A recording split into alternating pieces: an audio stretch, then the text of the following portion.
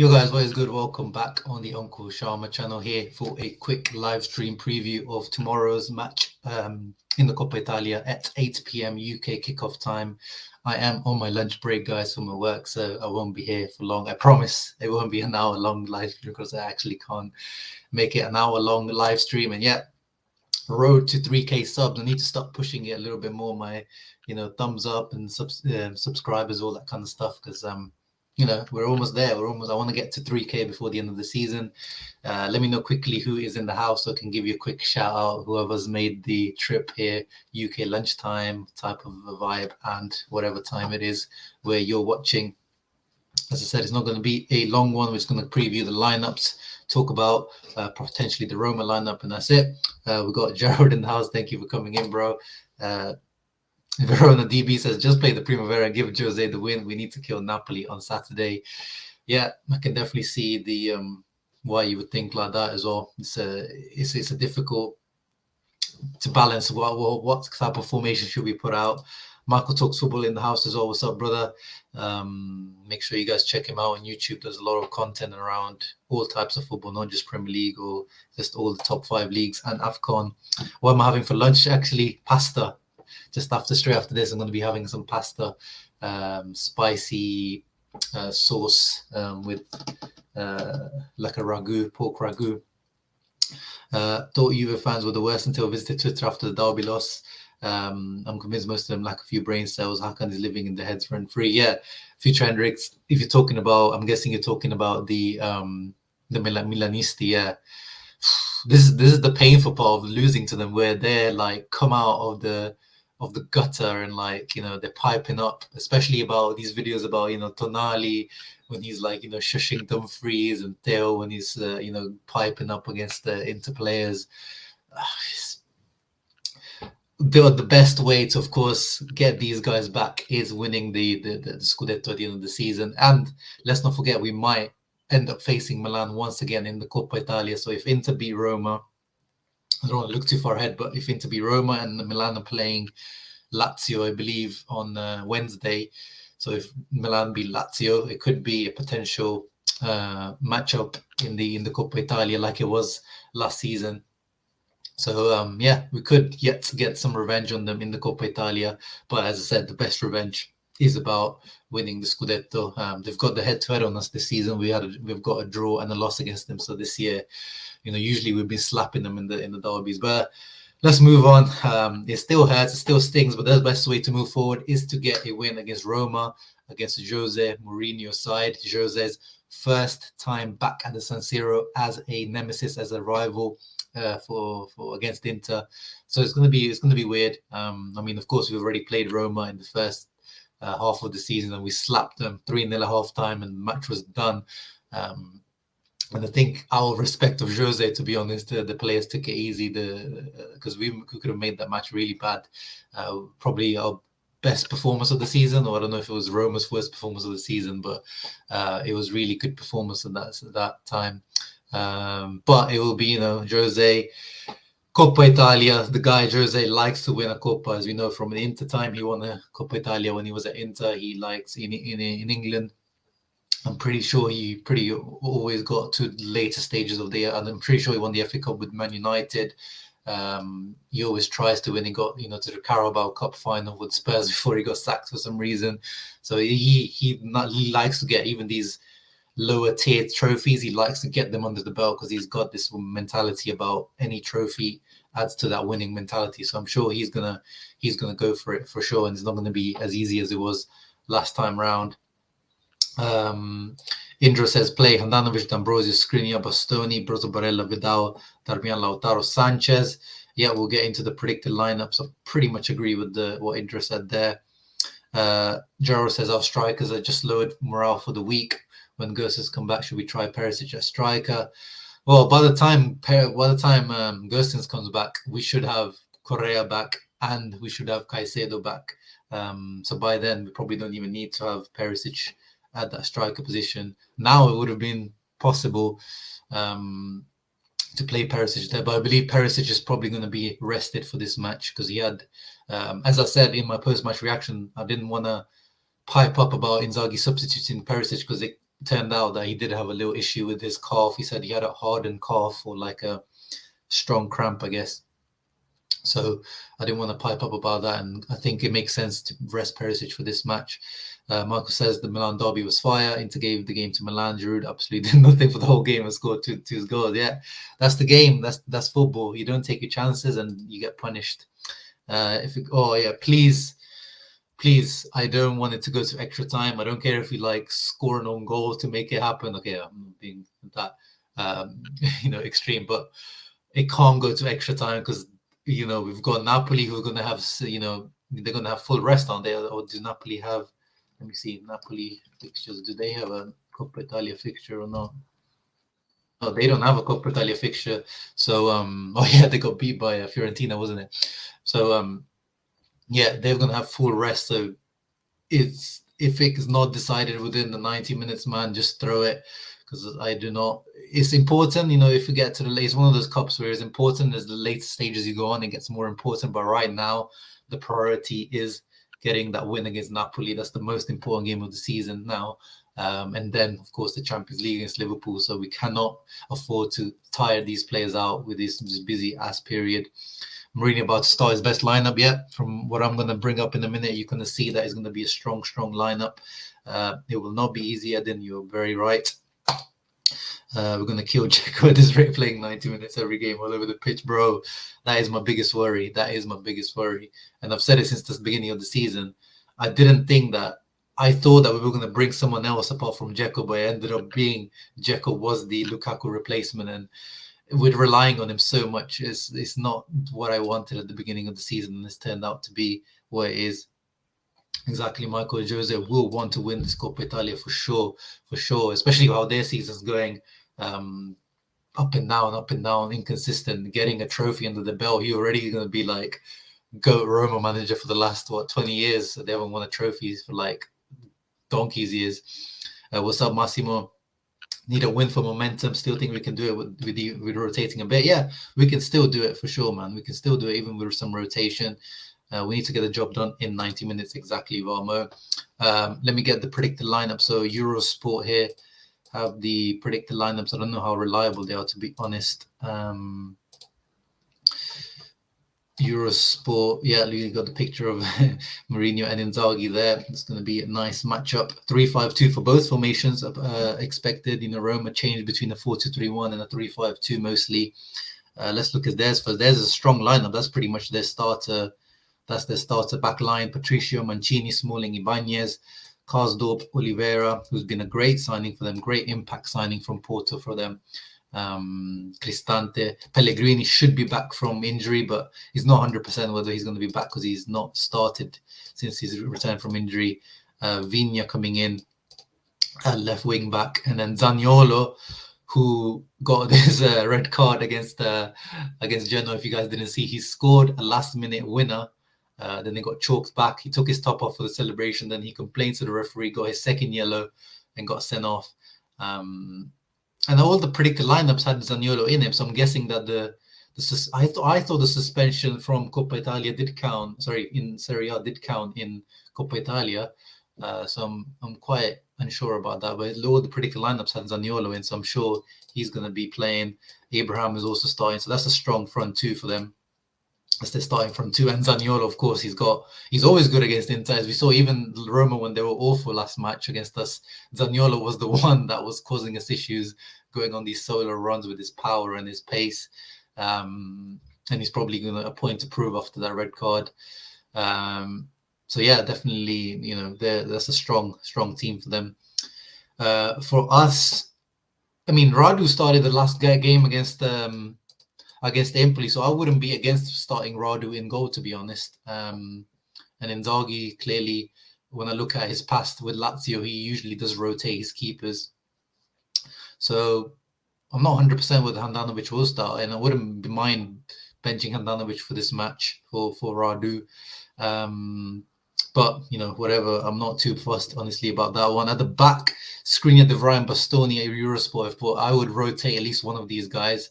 I wouldn't mind rotating De Vrij. I think I wouldn't mind putting Ranocchia in there or Dambrosio, putting Skriniar in the middle and putting Dambrosio. because I feel like one of the three needs to be rotated for sure.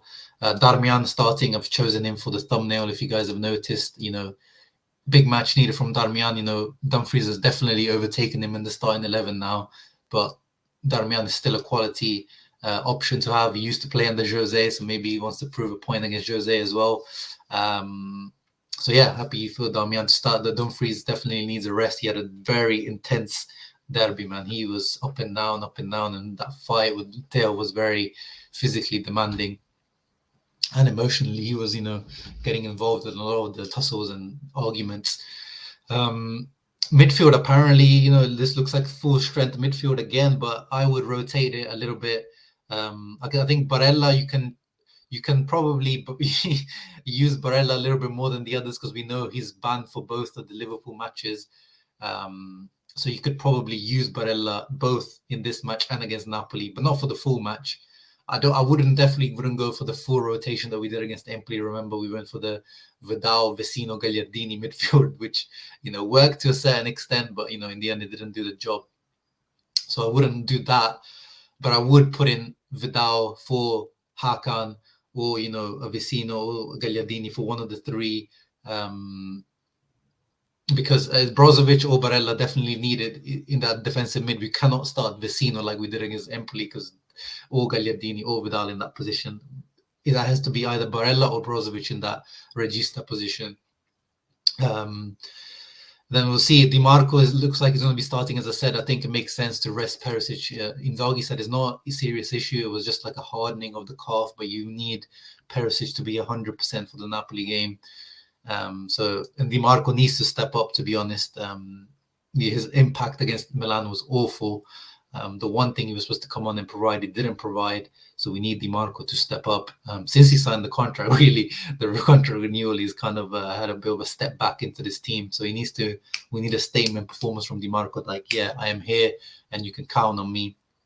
We need his left foot to be nice and warm and ready to find Dzeko and these guys into the box. Dzeko as the X of the match once again. It looks like after the 90 intense minutes against Milan, he's going to start, but it makes sense. And this was one thing, guys. Like, I know Lautaro deserved criticism and he wasn't that great against Milan, but look what Allegri did with McKennie and Cuadrado, the two guys that came back from South America. He didn't start them. I watched his press conference. He said Cuadrado didn't even know that he was training with us. Like, his head was still in Colombia or South America, wherever he was. So he didn't start Cuadrado. He didn't start McKennie, who came back from South America as well. There was some couple of other cases that I can't remember right now, but like, you have to keep that in mind with Lautaro and Alexis. They Lautaro really pulled through for us because he didn't even have a proper training session with us. And he had the 70 minutes against Milan. So it makes sense to rest him a little bit and play Dzeko and Sanchez. Sanchez is definitely, he only had 20 minutes. And then you can bring on Lautaro for Dzeko as he gets tired. Keep that in mind with some of the things. And one more thing as well, like, guys, I know it's Ahmad said it to me earlier on Twitter that, I'm down bad. I'm defending Gagliardini, Vecino, Vidal in 2022, but I feel like there's been too much criticism now for the substitutes. For this whole season until now, the substitutes have shown that they provide a decent level of backup. And now all of a sudden, after this Milan game, and because Sensi's balling out at Sampdoria, it's like they're not good enough. Like, Vidal's best performances have come in the Champions League this season. He was good against Sheriff away. Then he was good against Sheriff at home. He was good against Shakhtar at home as well. So his best performance, I think he's got a goal and 2 assists in the Champions League. 55, 60 minutes, Vidal, he can give you those at a good level. After that, he gets gassed out, and you definitely need to sub him out. He can't give you 90 minutes.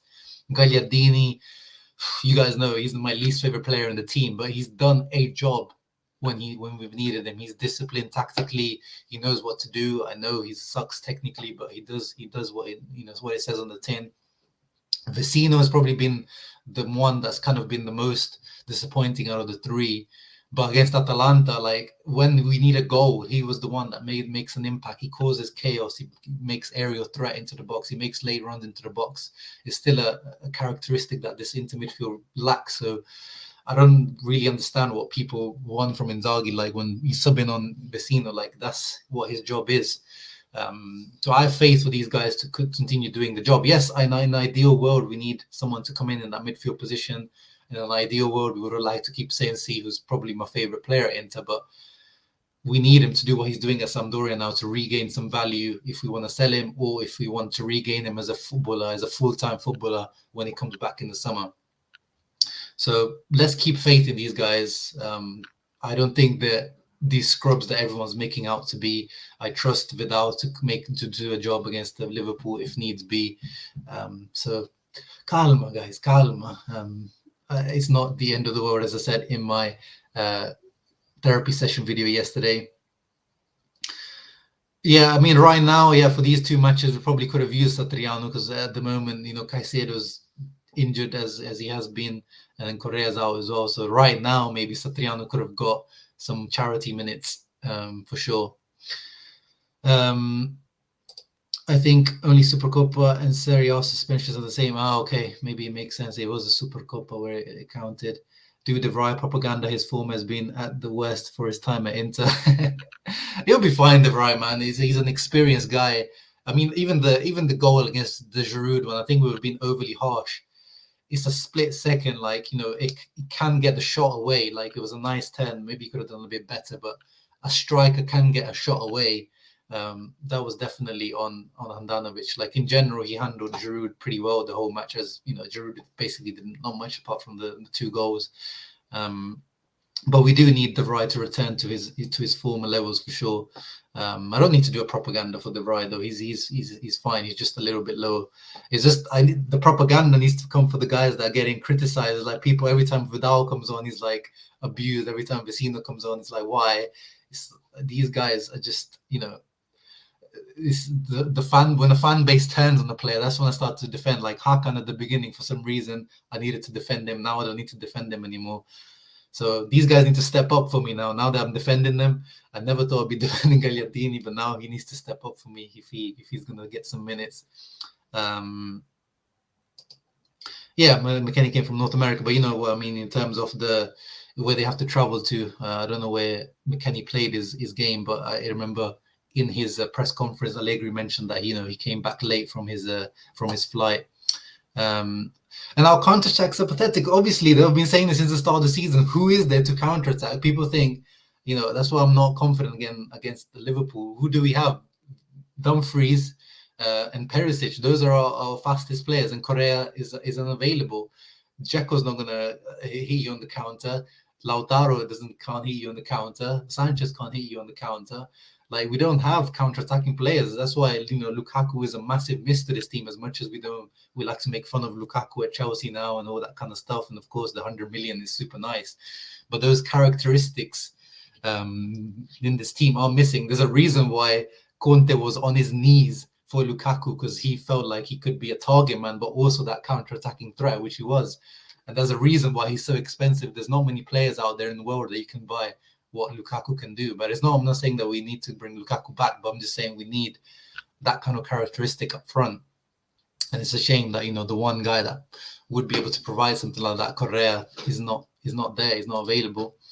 100% on the backups, especially without have to keep heads plus faith, and Fratesi of this world still have lots to learn, improve. Yeah, Otlo, great point. Yesterday I watched Sampdoria, Sassuolo, Fratesi completely outclassed by not just Sensi, but the whole Sampdoria midfield, which is not particularly great. Rincon, Torsby, and Candreva was playing as a mezzala. Like, he completely got outshone. So these guys that we think are going to be massive impact makers, all of a sudden, guy that was playing Serie B Fratesi last year, let's, as I always said, calm down. He's had a good 4 or 5 months. Let's watch them until the end of the season, see what can they actually bring to this team. Oslo coming in with some De Vrij propaganda. There you go, Indro saying De Vrij is finished. Don't get it. No need for propaganda. Just a bit of poor form coupled with Bremer rumors. Yeah, exactly. Everything now is like everything is always the grass is green. As like Bremer, bring him in now. He's already better than De Vrij. Calma, guys, calma. Let's see. If De Vrij continues this form to the end of the season, then definitely we're a big club. Think decisions need to be made. His contract is expiring for sure. If Bremer is able to be brought in, that needs to be done. But let's now, the guy won Serie A Defender of the Year just a couple of seasons back. Let's not just start crapping on him just because he's going through a patch of bad form. And Andanovic is a liability for sure. He is a liability. We've said it. And we all know, pretty much 95% of the fan base has said it since the start of the season. Lord Condreva will never field day without there. Oh yeah, Sampdoria got him next. Hopefully Sensi comes through for us and Condreva come through for us against them. And then final point I wanted to make, guys, about the Milan match, not just in terms of the match, but let's not forget it was an intense match. We ran 113 kilometers in total. We outran Milan by a kilometer. It was an intense match. As I said, Dumfries had a very hard match, so it makes sense for him to be rested. Barella had a difficult match, so I hope he doesn't get the full 90 minutes against Roma for sure. Brozovic, even though he was substituted, still put up very good high running numbers. Dzeko, poor guy, full 90 minutes. So it was a very hard fought match. So, it's not going to be easy going into this, but we need the win just to get back on track. Two losses in a row would, give that doubt mentally. This team has been on such a rise since the beginning of the season. We were feeling on top of the world. We were feeling like we were going to walk away with this league, didn't it, at one point? But we always knew this February period was going to be a killer, and it's already turning out to be. But it's not. Let's see how things turn out. This Roma match, if we get a win within 90 minutes, gives us a nice boost for Napoli. Napoli away, we haven't actually won. I think we've only won once in 10 years or something. Like that match where, remember, Lukaku and Lautaro were hitting them on the counter-attack. It's a hard place to go to, Napoli away. So it's going to be very difficult. But let's not start crapping on these guys straight away. Thoughts on Vlahovic and Zakaria debut goals. You guys know my thoughts on Vlahovic. I'm a massive fan. No surprise there. They're back in for top four for sure. I think Atalanta are going to drop out the top four now, and Juve are going to make it into top four. Do you think Inzaghi will get back in the summer? I know you're a Juve fan asking this, but I need to remind Inter fans as well. Like, take a look, guys. I know that we wanted signing in the winter now, but who did we sign in the winter? We did a January transfer window for free. Gosens, we'll start paying for him in 2023 free. Caicedo for free. Who did we bring in the summer? Dumfries was the one outlay that we actually spent some money for. Dzeko for free. Correa, it was a loan, but we only spent around I think it was 5 million for the loan. So people keep forgetting about Suning's financial issues. I think because things are going well on the pitch, people are forgetting that the issues are still ongoing. So I'm unsure, honestly, how much Inzaghi is gonna be backed in the summer. I think if we're gonna bring in players, if we're gonna bring in Bremer, like someone like De Vrij, someone is gonna have to be sold for sure. Don't forget about the issues that we have, guys. Let's not start dreaming too much about players that we potentially could sign. Barella is 25 today. Yes, happy birthday to Barella. Hopefully he can get a birthday goal. And yeah, he does feel like he's 22, even though off the pitch it feels like he's 35 because he's got 3 kids already at his age. But on the pitch, in terms of how we feel about Barella, like this young talent. In Italy, it always feels like players are young until they're 28. But yeah, happy birthday to Bare, and hopefully big performance from him tomorrow. At least Napoli will start with Juan Jesus. Hey man, as much as you want to crap on Juan Jesus as well, this guy is actually proving me wrong. He has been, apart from the one own goal he scored, you can ask any Napoli fan, he's been a very reliable player for them. Of course, he's always has that mistake in him, but he's been very reliable. And that's why, is a player that if Inter had, we would laugh about having him as a backup. But sometimes just give these guys some bit of faith. Sometimes they can step up. We won the Scudetto. Gagliardini played most of the games last season, and we won the Scudetto because of injury issues and stuff like that. Will Napoli have KK? Yeah, so we'll have to see. I don't know what the quarantine rules are about coming back from Africa and things like that. But again, they had to go. Koulibaly had to go into extra time and stuff as well. So he's definitely going to be tired mentally and physically if he does even play.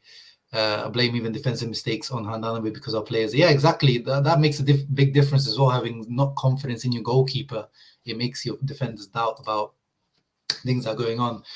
But yeah, guys, we shall see. Wahab, I believe it looks like we're not going to rotate heavily versus Roma, unfortunately. I think Inzaghi does value this cup as well. And let's not forget, we are coming from 2 weeks of rest. And even in December, we had 2 weeks of rest, apart from the South American guys. So, the team physically should be okay to play a few close-up matches right now. But yeah, guys, thank you for tuning in for this quick match preview. Hope you guys enjoyed. Make sure you leave a thumbs up and subscribe to the channel, Road to 3K. I'll see you guys tomorrow for the post-match reaction to the Roma match in the Coppa Italia. Hopefully Jose doesn't come and get revenge on us. Hopefully Zaniolo keeps quiet. Hopefully Barella gets his birthday goal. Oh yeah, match prediction.